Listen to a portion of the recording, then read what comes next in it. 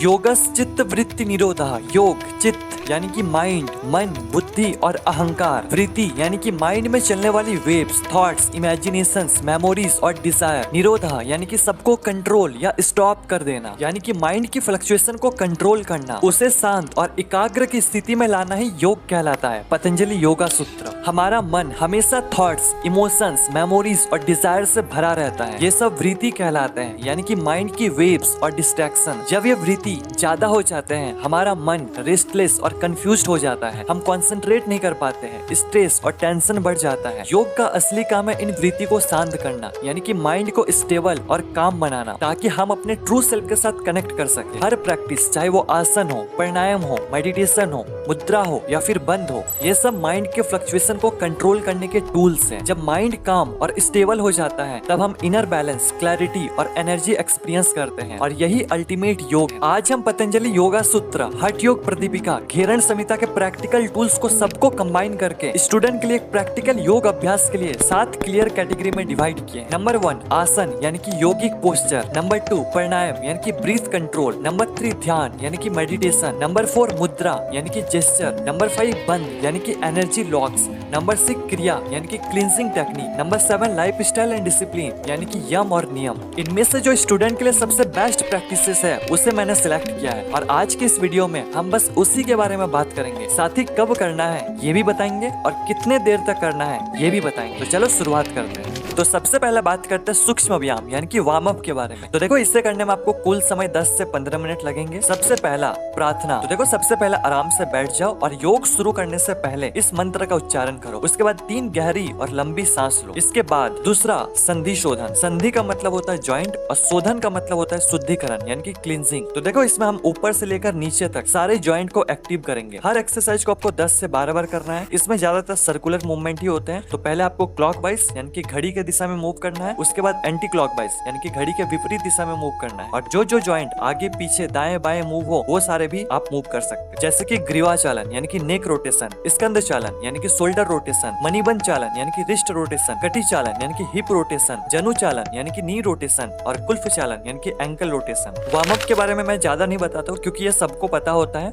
और आपको नहीं पता है तो आप वीडियो को स्टॉप करके देख सकते हो। साथ ही इसके आगे मैंने जो कुछ भी बताया हूँ, सब कुछ मैंने एक PDF में ऐड कर दिया हूँ। नीचे डिस्क्रिप्शन में लिंक है, वहां से आप डाउनलोड कर सकते हो। इसके बाद सूर्य नमस्कार। सूर्य नमस्कार सिर्फ एक फिजिकल एक्सरसाइज नहीं है, बल्कि ये पूर्ण यौगिक अभ्यास है, जिसमें बॉडी, ब्रीथ और माइंड तीनों एक साथ बैलेंस होता है। ये 12 स्टेप का एक सीक्वेंस है, जो सूर्य को प्रणाम करने की परंपरा से निकला है। अब देखो, अगर मैं इसे एक्सप्लेन करने जाऊँ तो और 12 मिनट लगेंगे। इसलिए अभी के लिए अगर आपको पता नहीं है तो आप YouTube पे देख सकते हो, नहीं तो नीचे कमेंट्स करना, मैं इसके ऊपर भी वीडियो बना दूंगा। अब बात करते हैं आसन के बारे में। पतंजलि योग सूत्र में महर्षि पतंजलि कहते हैं स्थिर सुखमासनम, यानी कि जो पोस्चर स्थिर यानी कि स्टेबल और सुख यानी कि कंफर्टेबल हो, वही आसन है। नंबर 1 ताड़ासन। सबसे पहले सीधे खड़े हो जाओ और अपने पैरों के बीच 2 इंच की दूरी बनाओ। अपने हाथों को ऊपर उठाओ, बिल्कुल कंधे के बराबर, उंगलियों के इंटरलॉक करो और उसे पलट दो। फिर सांस लेते हुए ऊपर स्ट्रेच करो। अब पैरों की उंगलियों के ऊपर उठ जाओ, अपने पंजों के बल खड़े रहो, बॉडी को पाम ट्री की तरह स्ट्रेच करो। इसी स्थिति में 3 से 10 श्वास तक बने रहो। नॉर्मल ब्रीथ करो, फिर धीरे से नीचे आ जाओ। दूसरा भुजंग आसन। सबसे पहले पेट का बल लेट जाओ, पैरों को मिलाकर सीधा रख लो, हाथों को कंधों के पास रखो, जैसे कोहनी अंदर की तरफ रहे।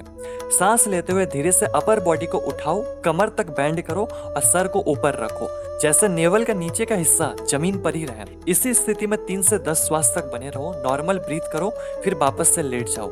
ये हो गया 1 राउंड। इसी तरह आपको 3 से 5 राउंड तक करने हैं। तीसरा पश्चिम उत्तासन। सबसे पहले सीधा बैठ जाओ, पैर बिल्कुल सीधा, स्पाइन बिल्कुल स्ट्रेट, कुछ इस तरह। सांस लेते हुए हाथों को ऊपर उठाओ, फिर सांस छोड़ते हुए आगे की ओर झुको। पैर के पंजे या एंकल को पकड़ने की कोशिश करो। पेट और चेस्ट को थाई के साथ लगाने की कोशिश करो। इसी स्थिति में 20 से 30 सेकंड तक होल्ड करो। नॉर्मल ब्रीथ करो। ये हुआ 1 राउंड। इस तरह आपको 3 से 5 राउंड तक करने हैं। चौथा सर्वांगसन। सबसे पहला पीठ का बल लेट जाओ, सांस लेते हुए पैर को ऊपर उठाओ और कमर को हाथों से सपोर्ट करते हुए बॉडी को ऊपर लिफ्ट करो। पैर सीधा रखो और चीन को चेस्ट की तरफ। इसी स्थिति में शुरुआत में 15 सेकंड से स्टार्ट करो, धीरे धीरे अपना ड्यूरेशन को बढ़ाओ।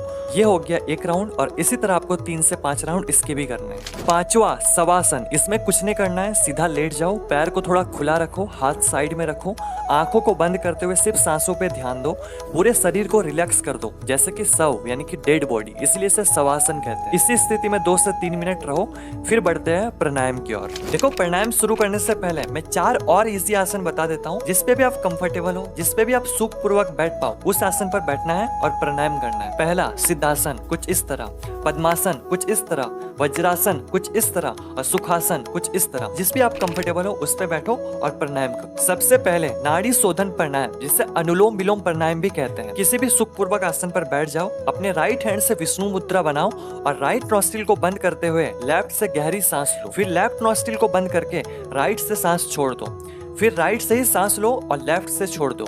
ये हुआ एक राउंड। इसी तरह आपको 10 से 12 राउंड करने।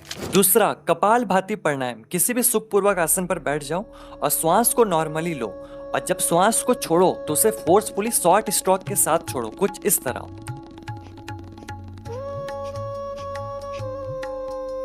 जैसे पेट का अंदर की ओर खींचना पड़े। इसको आपको 3 राउंड करना है 15 to 30 स्ट्रोक के साथ। तीसरा भ्रामरी प्राणायाम। देखो, सिद्धासन या सुखासन पर बैठो, अपने आंखों को बंद करो और अपने हाथों से कान को हल्के से क्लोज करो। उसके बाद एक गहरी श्वास लो और श्वास को छोड़ते समय हनी बी की तरह ह्यूमिंग साउंड निकालो, लाइक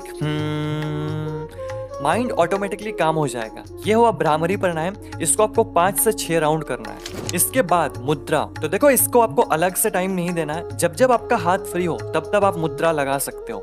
जैसे जब आप शवासन पर हो तब आप मुद्रा लगाओ, जब आप ध्यान कर रहे हो उस टाइम आप मुद्रा कर सकते हो। तो देखो, मैं 3 तरह का मुद्रा के बारे में बात कर लेता हूँ। पहला ज्ञान मुद्रा, कुछ इस तरह, प्राण मुद्रा कुछ इस तरह और ध्यान मुद्रा कुछ इस तरह। ज्ञान मुद्रा और प्राण मुद्रा जब आप शवासन पर हो तब ये लगा सकते हो और ध्यान मुद्रा जब आप ध्यान पर बैठो तब ये कर सकते हो। इसके बाद बंद। तो देखो, बंद को मैं पार्ट 2 में कवर करूंगा, अभी के लिए आप बस इतना ही करो। और इसके बाद अंत में ध्यान यानी कि मेडिटेशन। सबसे पहले किसी भी सुखपूर्वक आसन पर बैठ जाओ, बैक को बिल्कुल स्ट्रेट रखो, शोल्डर बिल्कुल रिलैक्स और अपने आंखों को धीरे से बंद करो। इसके बाद आप ध्यान को 3 तरह से कर सकते हैं। पहला, अपने श्वासों पे ध्यान दो, अपने श्वास को फील करो, इनहेल एक्सेल को फील करो। दूसरा, अगर आप इस श्वास पे आपका ध्यान बार बार भटक रहा है तो आप अपने श्वास को काउंट करो, इसे काउंटिंग मेडिटेशन कहते हैं। तीसरा, मंत्र जाप, मंत्र का जाप करो या फिर सिंपल ओम या सोहम मंत्र का जाप करो, बस इतना ही। 10 से 15 मिनट करो, बस इनफ। और इसके बाद इस मंत्र के साथ अपने योग को पूर्ण करना है। और अंत में मैं और एक चीज ऐड कर देता हूँ, त्राटक। जब आप रात में सोने जाओ उससे पहले आपको त्राटक ध्यान करना है। अपने आई साइट के लेवल पर एक कैंडल रखना है और उसके फ्लेम पर फोकस बनाए रखना है जब तक आपके आंखों से आंसू ना आ जाए। इसके बारे में मैंने इस वीडियो पे डिटेल पे बात की है, आप इसे देख सकते हो, या फिर अष्टांग योग के बारे में जानना है तो आप इसे देख सकते हो। आज के लिए बस इतना ही। ये बेसिक्स ऑफ योगा था, हर कोई यहाँ से शुरू कर सकता है। मैं स्पेशली विद्यार्थियों के लिए वीडियो बनाया था। विद्यार्थी अपने जीवन से कुछ टाइम निकालकर इस योग को जरूर करें। अगर आप योग कभी भी नहीं की हो फिर भी आप यहाँ से स्टार्ट कर सकते हो। ये बिल्कुल बिगिनर फ्रेंडली है और हर कोई यहाँ से कर सकता है। सिर्फ 21 दिन ट्राई करो। 21 दिन के बाद मैं एक इंटरमीडिएट लेवल का और एक वीडियो लाऊंगा, फिर 21 दिन बाद मैं एक एडवांस लेवल का वीडियो लाऊंगा। तो नीचे कमेंट्स पार्ट 2 करते रहना ताकि मुझे याद रहे। धन्यवाद।